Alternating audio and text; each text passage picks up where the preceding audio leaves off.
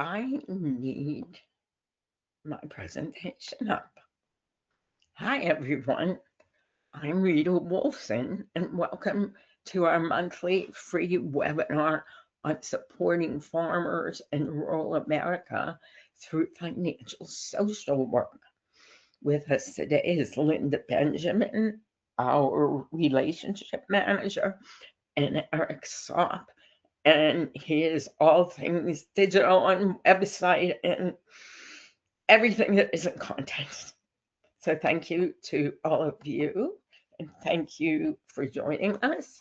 And let's move on. Also with us today is our guest speaker, Erica Barnes-Fields, and she has some really wonderful, important, hopeful information to share with us.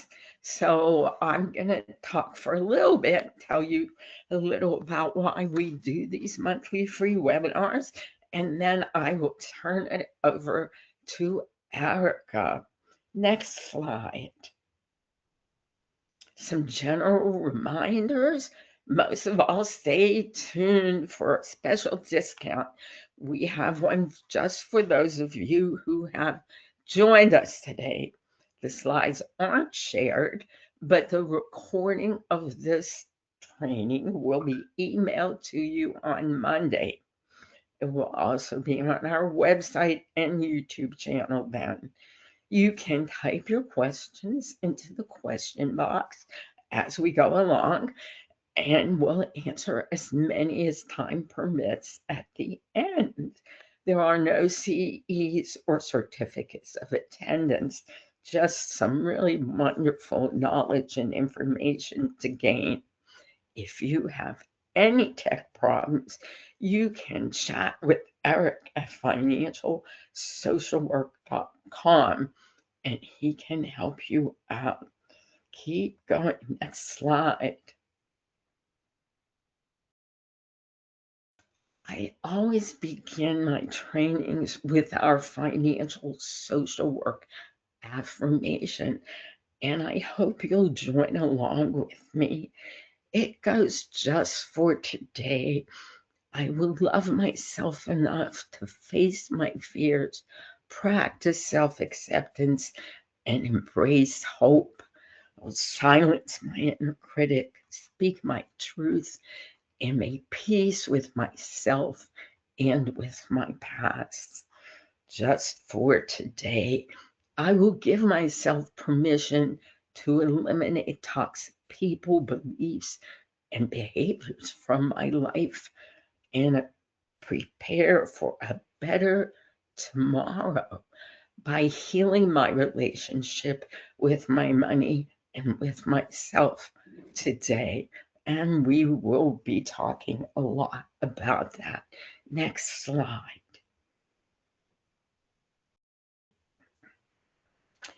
We always also start off with a participation slide. So this is your chance to share with us your reaction to what I have up here and your thoughts. Often we talk about how clients are struggling in this economy, and we share thoughts and ideas for helping clients. But I thought today we would do something a little different, taking a look at the nervous system, which is the foundation for financial literacy, because socioeconomic impact from the hidden barriers to literacy is what prevents us and our clients from true change. Economic conditions imprint more deeply on brain development than IQ, mental health, or parenting. And so we go into this survival mode. And in survival mode, we really can't address the financial issues. Financial education is difficult to retain and apply. when the body cannot self-regulate. So I wanted to hear from you. Are any of you doing self-regulation with your clients as you move them through or into greater financial health and wellness? Self-regulation must be established before teaching resource allocations or financial planning, meeting the body where it is. Anybody sharing with us, Linda? Anybody want to talk about your thoughts or ideas or feelings about the nervous system's relationship to financial health, wellness, and literacy? Put your answers in the question box. I'm getting a little nervous because I don't see any questions yet. And we usually have great participation. Okay. Financial health and mental health are greatly related. Absolutely.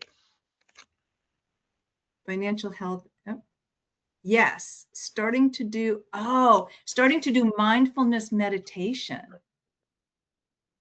Another participant says, I see this with my members daily.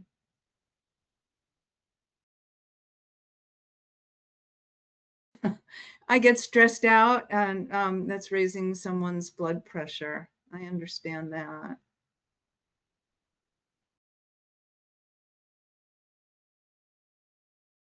Anyone else? The nervous system is central to so much of our lives that we don't realize that. I think that that's very true.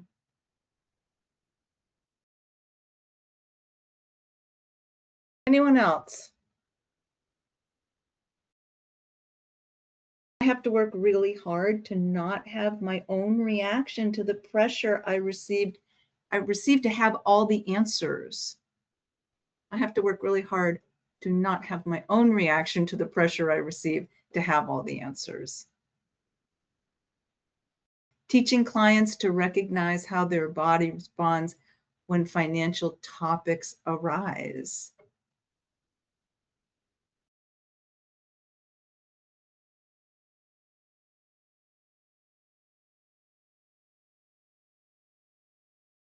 Anyone else?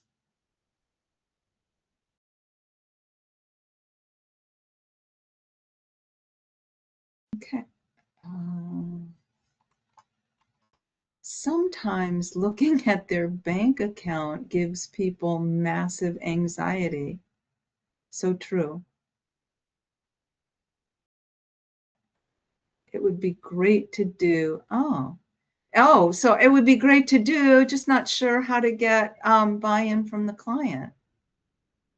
We need the person who's doing mindful meditation. Okay.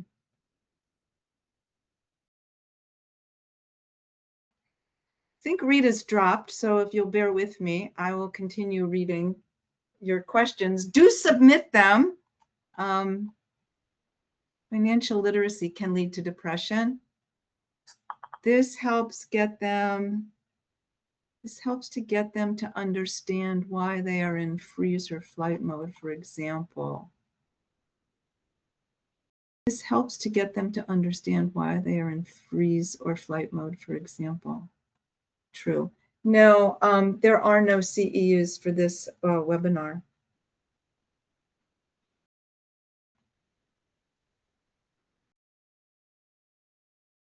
Oh, this is a really good question. I wonder if someone can help.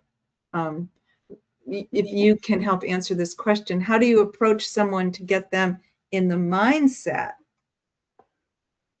that breathing techniques or meditation can help? I think the most important thing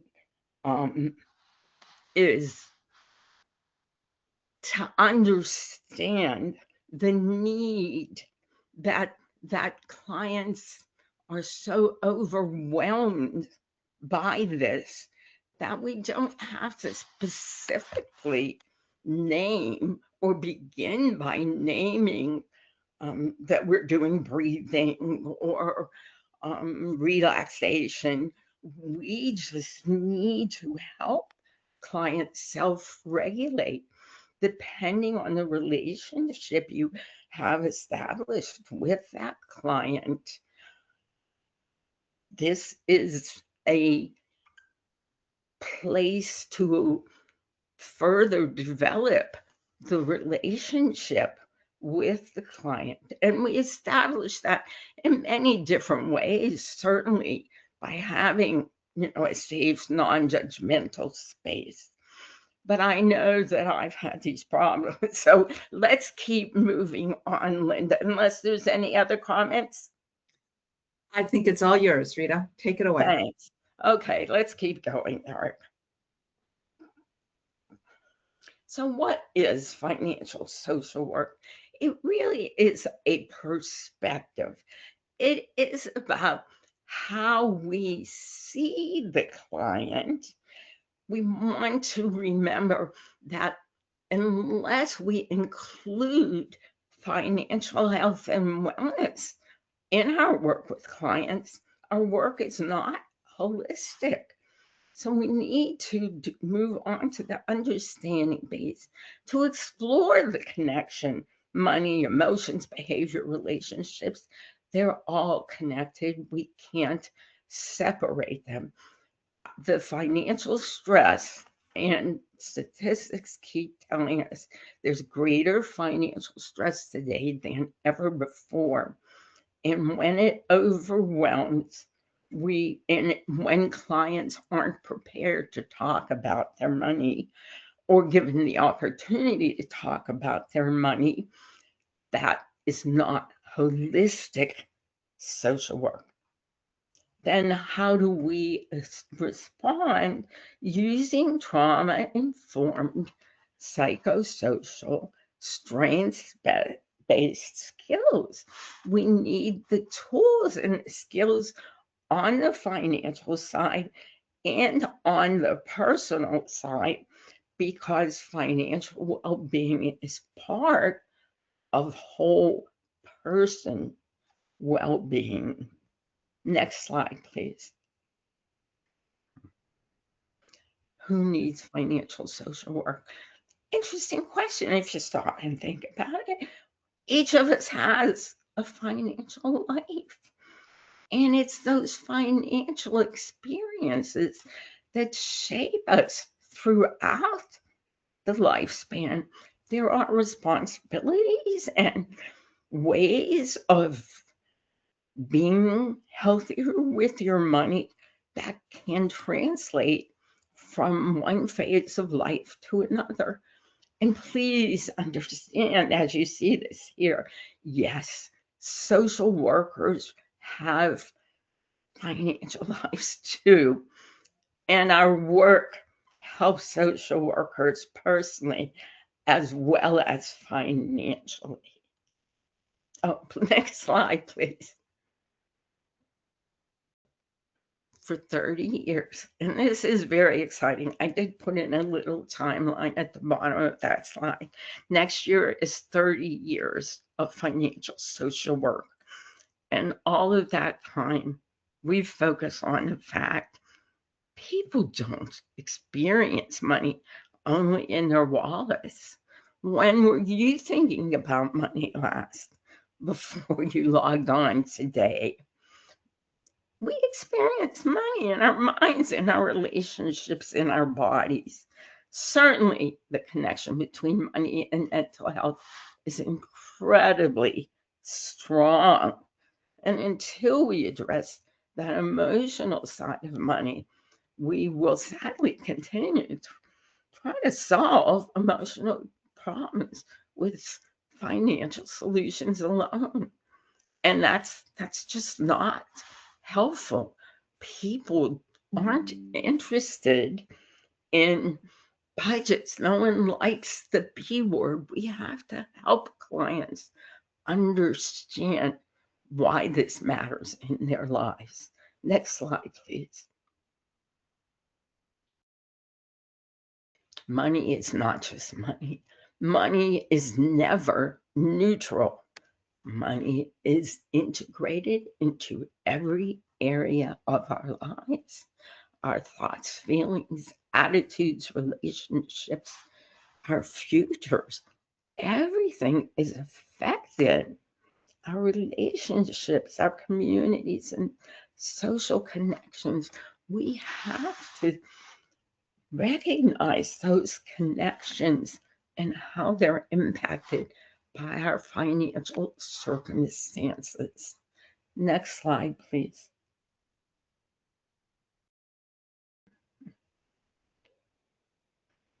Everyone does have a relationship with money. Take a second to think about your own relationship with money. Where is it today? Where would you like it to be tomorrow, next year, the year after? As you can see, we don't have a relationship with money in isolation. We bring ourselves into that relationship. We bring money into our lives. We bring our lives into our money, because how we feel about ourselves affects how we manage money, and how we experience money affects how we feel about ourselves. Very interconnected. Next slide, please. Okay, Linda, I thought people could share with us why they think people don't want to talk about money. Okay. In the question box, why don't people talk about money? Well, they feel it is their private business. True. Shame. Yes. It's too personal. They're afraid. It heightens anxiety. Another vote for shame, another vote for privacy.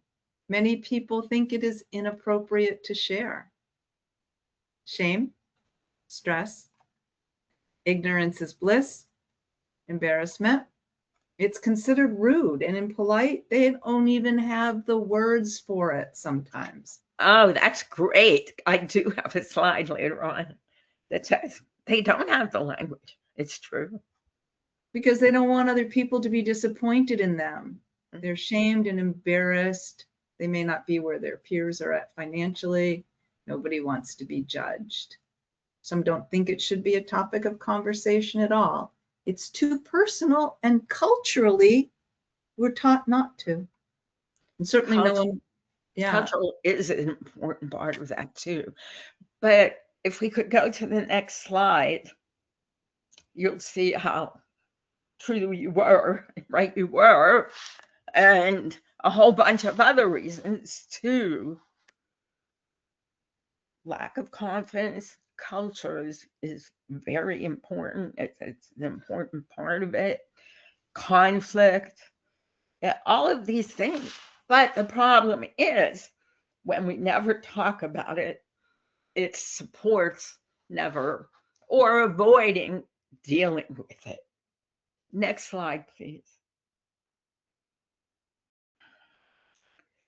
Shame and guilt. A lot of you had put in shame, and I think there was some guilt there too. And when we default to shame and guilt, then we're going to be spending our time avoiding our money. Next slide, please. I enlarged that from the previous slide because that's really where we get stuck. That shame and guilt take over. And that results in or leads to avoidance and denial that creates the stress and overwhelm that leads to more mistakes and more shame. So it is a definite cycle of being stuck around finances. Next slide, please. Money stress does live in the body, physically, emotionally, neurologically. Impact financial stress problems and trauma. You see that. And if we're not we're thinking of finances being part of what's causing these problems for clients, then we're not doing holistic work. Next slide, please.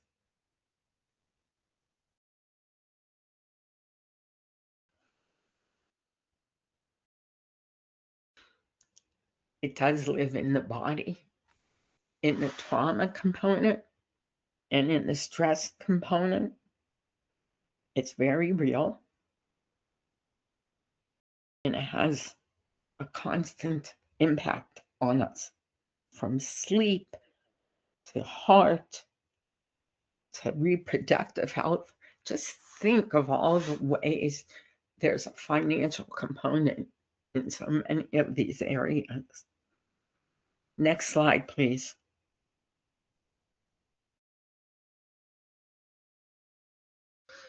So we look at things through a financial social work lens because we go beyond the numbers to understand the human experience behind money. Money is behavioral, emotional, relational, and structural. Oh, next slide, please.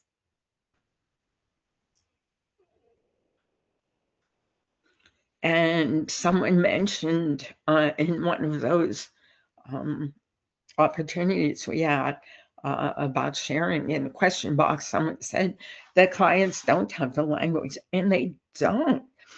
They have money stories that they've been really working hard to avoid and hide from. So they have not developed the language or the tools or the knowledge or the skills. So they take all of that pressure onto themselves. We have to help clients understand the systems that we function within and that they function within, and what is reasonable, what's unreasonable to expect. And we have to help them develop those coping methods. Next slide, please. Money wasn't the connection, or why wasn't the connection between money and mental health originally part of social work? I was fascinated to learn that it was intentional, not accidental. It was shaped by deeply rooted historical, cultural, and institutional forces that separated money talk from clinical practice. But understanding its history helps us rebuild the connection so we can support the whole person. We need to support. Next slide, please. Because you can see here that clients don't distinguish between housing instability, mental health deterioration, all of these other complications that they experience. They, if we're not, as the providers of most of the mental health in this country, if we're not talking about money with clients, we're really shortchanging them. Next slide, please. And now I am happy to say that this concluding slide reiterates, of course, that financial healing is holistic healing and it's social work in action. But now I'm happy to turn over this presentation to Erica, who you've been waiting to hear from. Thank you, Rita. You're welcome.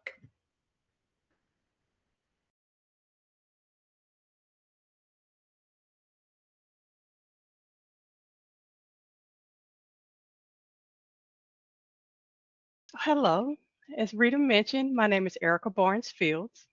I have an MBA with a focus in finance, and I'm also a licensed social worker, certified in financial social work. For the past 14 years, I've worked with the University of Arkansas Division of Agriculture. But my connection to ag started long before my career did. For I'm a country girl from the backwoods of Mississippi. I am a farmer's daughter, granddaughter, and great granddaughter. So, in many ways, working in ag feels like coming back home. And somewhere along the way, I realized I wasn't just working in ag, I was actually called to serve the people in it. That's why I'm excited to be here today and to talk to you about supporting farmers in rural America through financial social work. My goal today is simple. I want to help you do four things. One, to better understand your rural clients. Two, to recognize when a farmer is experiencing financial stress. Three, to market in ways that resonate with your rural communities. And four, connect clients to the resources they need before financial stress becomes a crisis. And with those four goals in mind, here's my presentation outline. We'll start with why does this matter? Then we'll understand the culture and identify the stressors shaping the farmer's life. From there, we'll focus on what you can do, where you can communicate with impact, adapt your approach, and connect clients to the right resources. So, why does this matter? Farmers and ranchers carry some of the highest levels of stress of any profession. Women farmers in rural isolation are 4 times more likely to experience depression than men. Farm owners, managers, and workers have the highest rates of stress related illnesses, such as heart disease, high blood pressure, as well as ulcers. Male farmers and ranchers, suicide risk is 50% higher than men in all other occupations. Farming ranks fourth in suicide rates among all U.S. professions. These numbers aren't just statistics, they represent our neighbors, friends, and family. And if we want to change those numbers, we first have to understand what's behind them. What is it about agriculture that can create such intense and persistent pressure? Well, this map shows Chapter 12 farm bankruptcy filings across the United States in 2025. There were 315 filings, up 46% from 2024, marking the second consecutive year of increases. And here in the Southeast, the trend is especially concerning. The Southeast region recorded 105 Chapter 12 filings in 2025. That's a 69% increase in just 1 year. Arkansas led the nation with 33 filings, more than double the previous year and the highest number the state has recorded in this century. Next, this chart shows Chapter 12 bankruptcy filings alongside the total number of U.S. farm operations from 2021 to 2025. The blue bars show bankruptcy filings, while that red line shows the continued decline in the number of U.S. farms. But Chapter 12 filings doesn't capture every farm experiencing financial stress. Some farm families may not qualify for Chapter 12 bankruptcy because of requirements. For example, if most of their income comes from off farm employment, they are not eligible to file for Chapter 12 bankruptcy. Others may never enter bankruptcy at all. Instead, the farmer may sell their land or equipment, reduce production, liquidate assets, or simply close the operation. Now, before we talk about how financial stress may present clinically, I want to ground us in the national picture of crop receipts, government assistance, and production expenses. Simply put, farmers are paying more to grow their crops while earning less from what they sell. The blue bars represent crop receipts, and that red line represent production expenses. The purple, orange, and green bars represent different forms of government assistance. Now, that assistance helps, but it doesn't eliminate the underlying financial pressure. And for many row crop farmers, the cost of production and producing that crop is exceeding what they earn from selling it. And when that pressure continues season after season, it doesn't stay on the financial statement. That stress can travel into physical health, family functioning, farm operation, and ultimately the rural community. This graph shows us the numbers.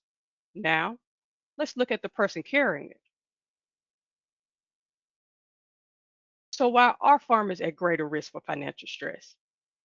There are 5 factors I want us to consider: identity, because farming is often more than a job, it's who they are; lack of control over prices, weather, and markets; the weight of generational land and legacy; the faith based culture, where seeking outside help may feel uncomfortable; and rural isolation, where distance and limited access can make support harder to reach. These factors can overlap and compound the financial pressure. Let's look at each one a bit more closely. First, identity loss. If a farmer files for bankruptcy, is denied a loan, or is forced out of business, the loss is rarely just financial. It can feel deeply personal. A denied loan or foreclosure may feel less like a business setback and more like a personal failure, because farming isn't just a job. For many, it's a passion, a livelihood, a family legacy, and a sense of purpose. So when the farm is threatened, that farmer may not simply be thinking, my business is struggling. Instead, they may be thinking, my family has kept this farm for generations. Am I going to be the one to lose it?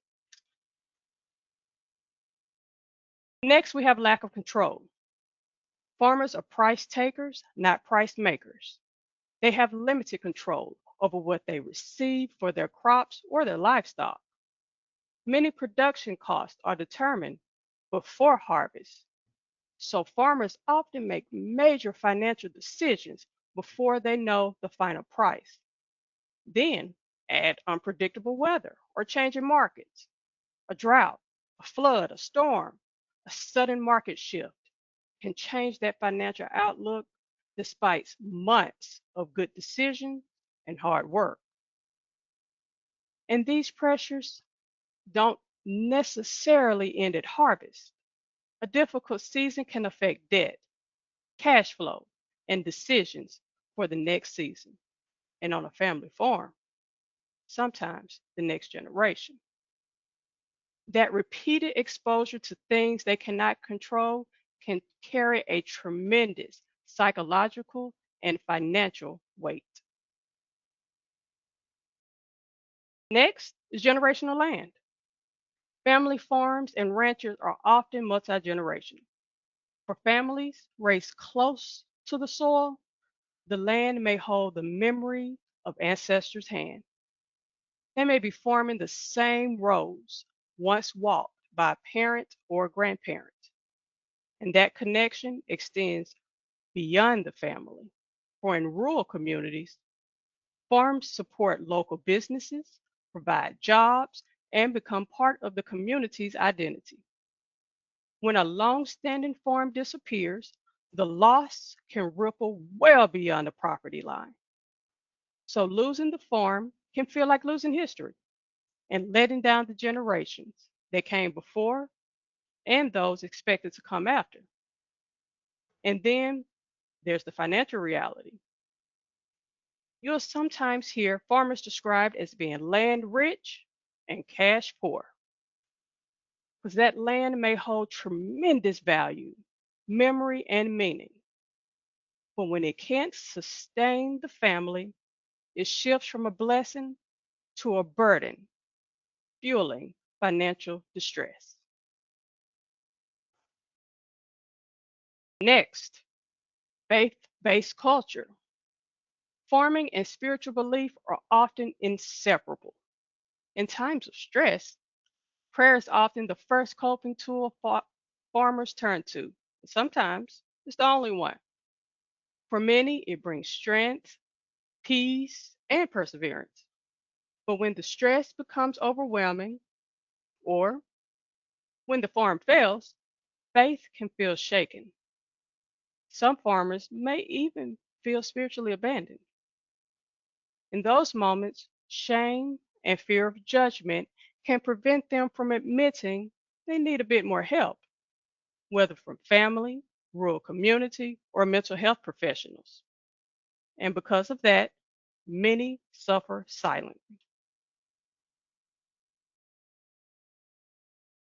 Last factor is rural isolation. Many farmers and ranchers live in rural areas where daily life centers on family and farm work. Rural community ties may be strong, but much of the work, like driving a tractor, tending the livestock, and managing the crops, is done alone. This physical isolation limits opportunities for emotional connection and makes it harder for others to notice early signs of stress. That isolation increases the risk for depression, anxiety, and even suicide ideation. And for many women farmers, the pressure is even greater, for they not only share in the farm work, but also shoulder household responsibilities like preparing the meals, coordinating the children's schedule, and managing daily routines. This dual burden compounds stress in ways that are often invisible. And adding to this challenge, many farmers live far, far away from behavioral health providers or lack access to confidential services. So even when resources exist, privacy concerns can make care feel out of reach. Next, I'll share a scrolling list of some of the pressures farmers and ranchers may be carrying. Some are financial, some are operational, some are family related, and many are outside of their control.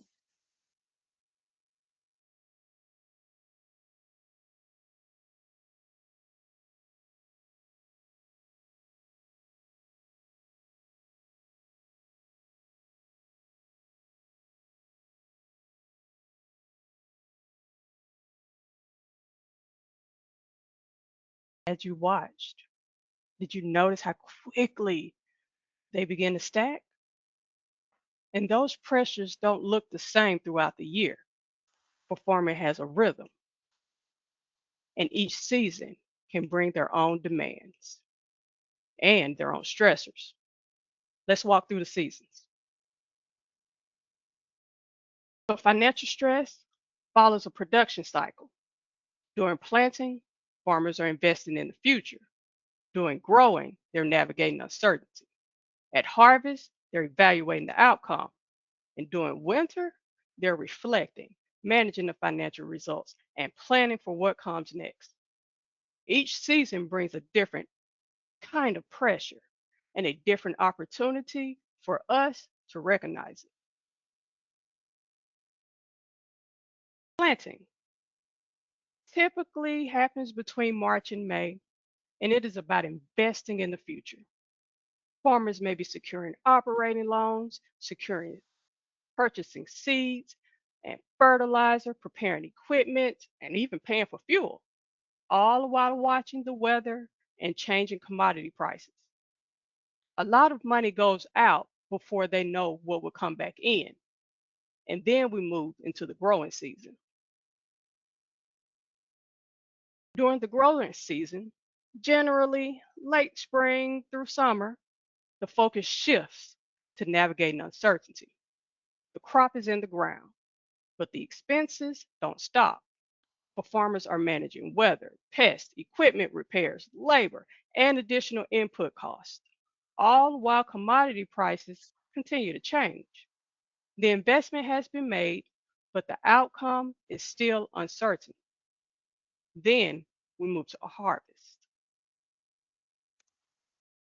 Harvest typically is early summer through fall. It's about evaluating the outcome. This is when farmers begin to see whether those investments paid off. They're looking at yields, crop prices, cash flow, loan obligation, and the overall financial performance. This is where the financial picture of the season starts becoming clear. And then we move into winter, when the numbers and the decisions really settle in.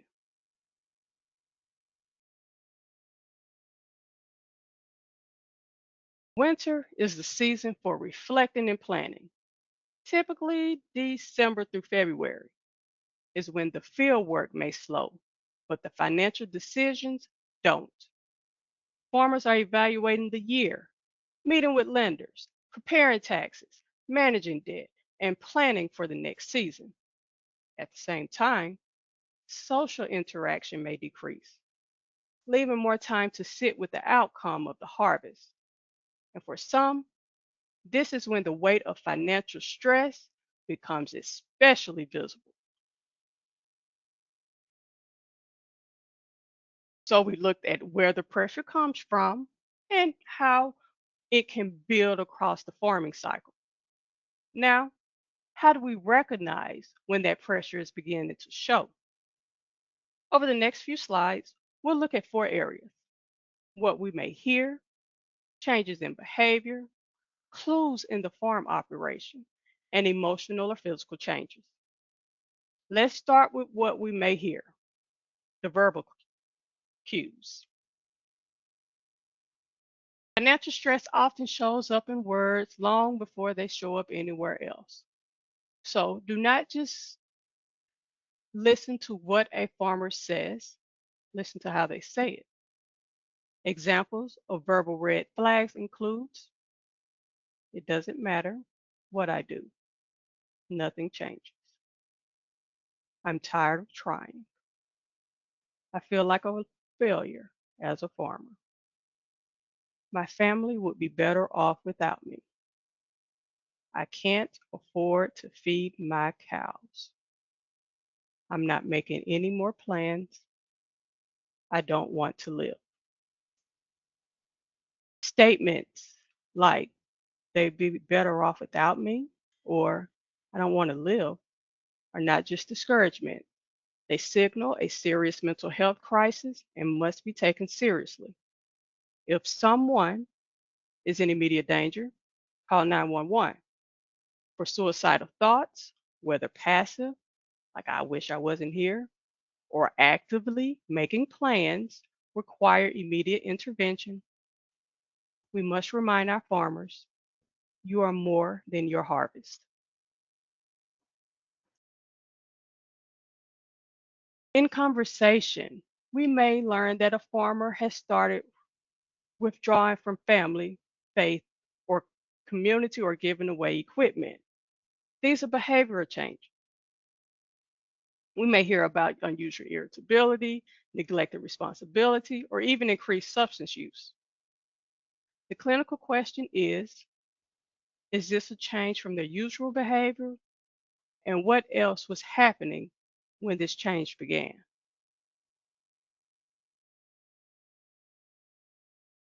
Next are farm operation clues. In conversation, we may hear about delayed planting or harvest, missed farm service agency appointments, or sudden downsizing without a clear plan.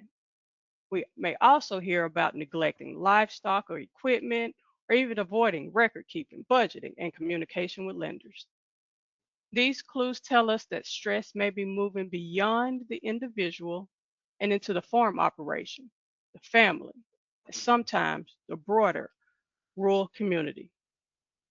Because when a farm struggles, the impact rarely stops at the property line. Finally, we'll touch on emotional and physical changes. A farmer's day does not end at sunset, and neither does financial stress. Over time, pressure can affect both emotional and physical well being. In the clinical setting, we may hear about loss of interest, persistent sadness, or hopelessness, panic when discussing finances, low energy, or even emotional numbness. These symptoms may bring the farmer into our office. Our role is to also explore what may be happening financially underneath these changes. Erica, I just want to point out that you have about 6 more minutes. Yes, ma'am. Okay. So, we've talked about what financial stress can look like. Now we'll put it into practice. In the next couple of slides, you'll become an observer. Please, as you spot a clue, popcorn your answer into the chat. Let's see who has the best eye in the webinar.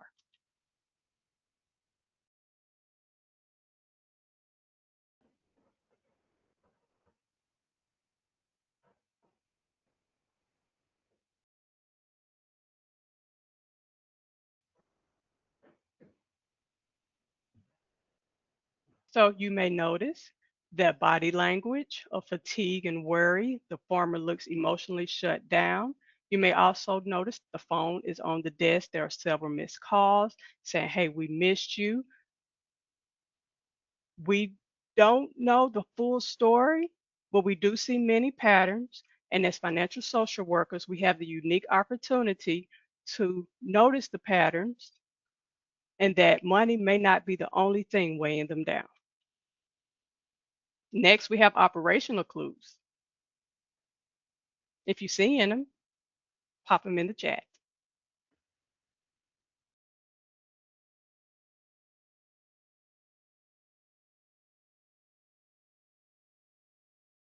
You may notice a flat tire, the tractor hood is left open, tall weeds around the equipment, barn roof is visible with holes, a thin cow and horse with ribs showing. You may also notice dirty algae covered water trough. We see that this operation is under strain, and this pattern of strain should prompt us to check in. So, how can you help? Now that we've know what to look for, the question becomes, how can you help?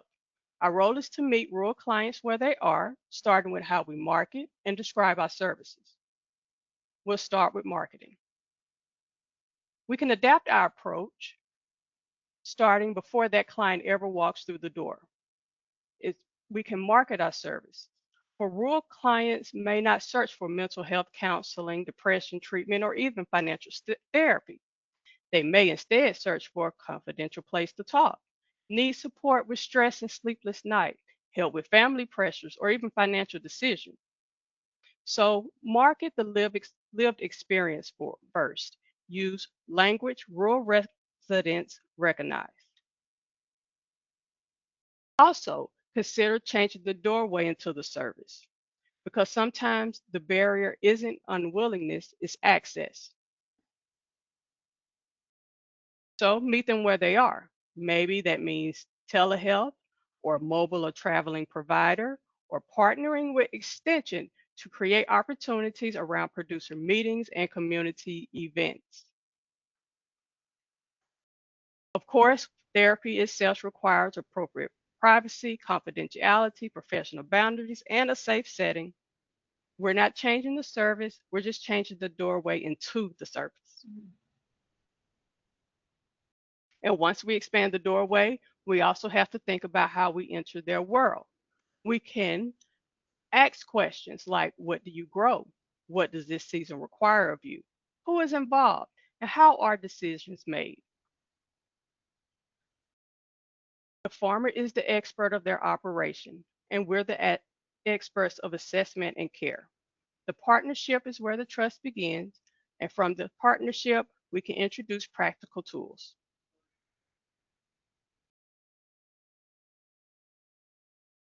Scrolling list of effective tools to help build resilience during challenging times. Of course, I won't go through every one, but I will stop at one, which is release the weight of guilt. Farmers carry guilt for things far beyond their control.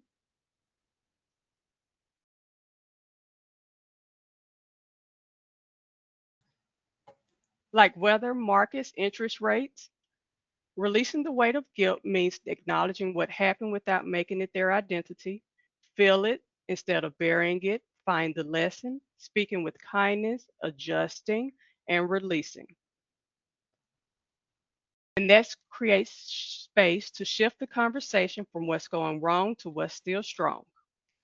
One way that we can create space is through strength based approach. Start with the roots, then build. Find out what's possible ahead and help them take the next step. And sometimes the next step means bringing the right expertise to the table, but we don't have to be attorneys, lenders, tax professionals, or succession planners. Sometimes the most helpful thing we can do is become a bridge connecting the farmer to where they should go next. Now, this is how we make connection matters. You might say, I don't have all the answers, but I'll work with you until you find someone who can help, until we can find someone who can help. Helping means connecting to more than one resource. I have two resources on the screen. One is an ag mental health resource that is free and 24/7 for Together All is the first one listed. It provides anonymous online peer-to-peer community resources. The second one is Ag FTAP, which is the Agriculture Finance, Tax, and Asset Protection Program. They also provide free ag resources. It's also the home of Farm Champions. I am a proud Farm Champion. Farm champions seek ways to support and advise ag producers and ways to strengthen their business. But I especially love the goal behind our work. We seek to create farmer and rancher success stories. Here is the QR code and website for Together All. You can visit if you'd like to learn more about the support available to farmers and ranchers.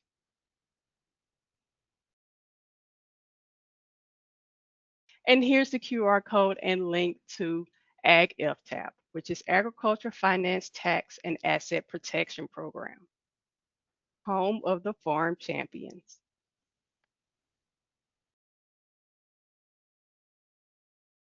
If you're interested in receiving additional training on how to recognize and respond to those ag workers, farmers, and ranchers with mental health concerns, AgSafe offers farm response training program. Here's the QR code as well as the web link. And I want to leave you with this. You may see your doctor once a month, your pharmacist twice a month, but every one of us depends on a farmer 3 times a day. Please check on your rural neighbor. Thank you all for what you do and your commitment to serving our community.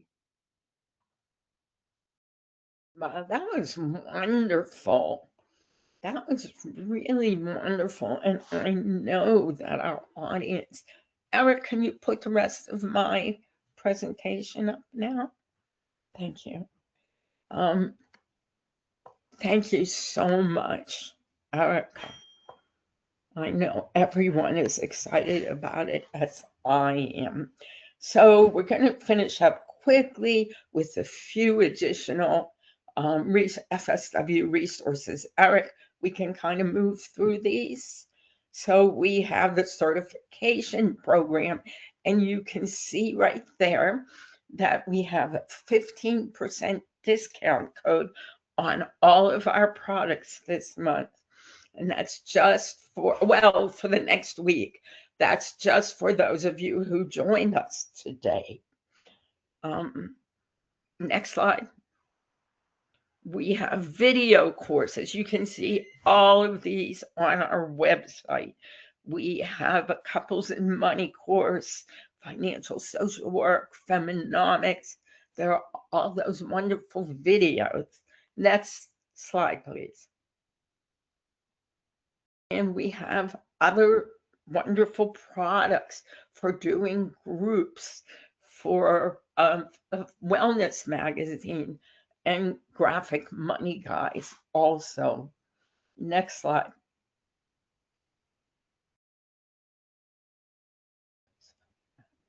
Our textbook was published last year, so hopefully students will be learning financial social work in their bachelor's and master's level classes.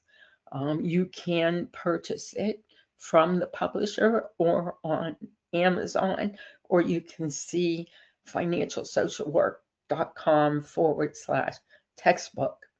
Next slide. We have more wonderful free webinars for you. Next month, I'll be doing Keeping Social Work Relevant in a Changing World. Then we have AI and Money, What Could Possibly Go Wrong? And a truly interesting thermostat principle of money. And those are all coming up to finish out this year. We hope to see you at one of them. Next slide, please. I like to finish up with a few things I'd like you to remember about money.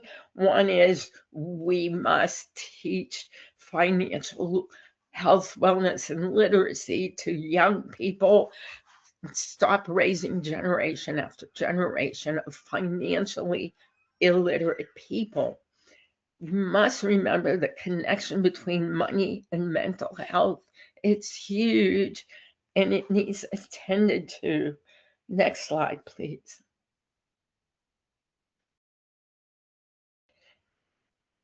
Consider this. No one can or needs to know everything about money, but everyone needs to know certain things about money. What you need to know will be different than what I need to know, but certain things we all need to know. Additionally, no one chooses to have money problems, but most people do. You are not alone. Understanding is the first step towards financial well-being, and that's why we exist. Next slide, please. Finally, we'll close with the reminder of the 15% discount and reminding you of what financial social workers are. Now we have a moment or two for Q&A. Any questions, Lynn? Many thanks. I think one interesting comment, I would love social work CEUs in farming. Women farmers too. This topic is near and dear to my heart. Right. So Rita, do you want to remind the folks questions about when will the presentation be available and when they'll see it in their email, the video? Absolutely. Thank We you. promise it to you on Monday in your inbox, and it should be on our website also and on our YouTube channel. So you will have that video. But the PowerPoint slides are not shared. Right, those are proprietary. Okay. Takes days, weeks, months to develop them. No Q&A? No, just lots of thank yous. And that's for you, Erica. You were wonderful. Thank you so much, Erica. Thank you, Linda and Eric. Thanks, everyone, for joining us. I hope we'll see you back here next month. Bye now.